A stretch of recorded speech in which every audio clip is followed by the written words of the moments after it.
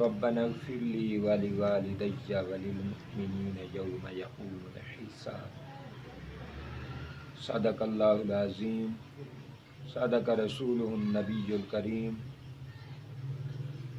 پیارے دوستو، اللہ رب العالمین کو مومن، مسلمان، مرحومین کتنے پسند ہیں۔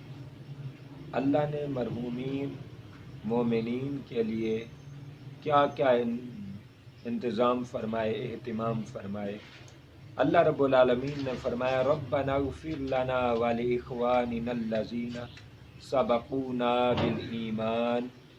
فرمایا مومن مسلمانوں اپنے مرحومین مسلمان بھائیوں کے لیے دعا کیا کرو، اپنے مرحومین کے لیے بخشش کی دعائیں کیا کرو۔ اور پھر اللہ رب العالمین نے دوسرے مقام پر فرمایا ربنا اغفر لی ولوالدی وللمؤمنین یوم یقوم الحساب۔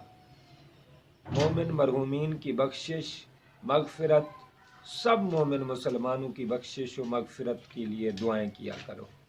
اب یہ دعا مرحومین کے لیے ہے۔ حضرت امام حسن بصری رحمۃ اللہ علیہ آپ ایک حدیث نقل فرماتے ہیں اللہ کو سب سے زیادہ پیار بندے پر کب آتا ہے؟ تو وہ فرماتے ہیں بندے پر اللہ کو سب سے زیادہ پیار اس وقت آتا ہے جب بندے کو قبر میں لٹا دیا جاتا ہے۔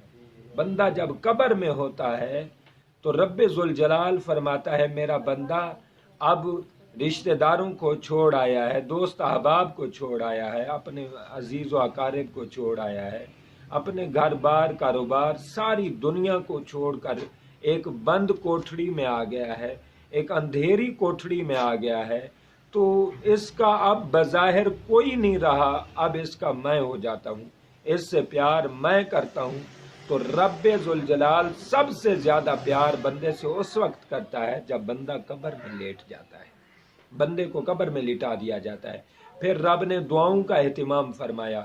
رب نے یہ ربنا اغفر لی ولوالدی وللمؤمنین یوم یقوم الحساب، یہ دعا رب نے پسند فرمائی، اور رب نے ایسی پسند فرمائی کہ نماز میں رکھی۔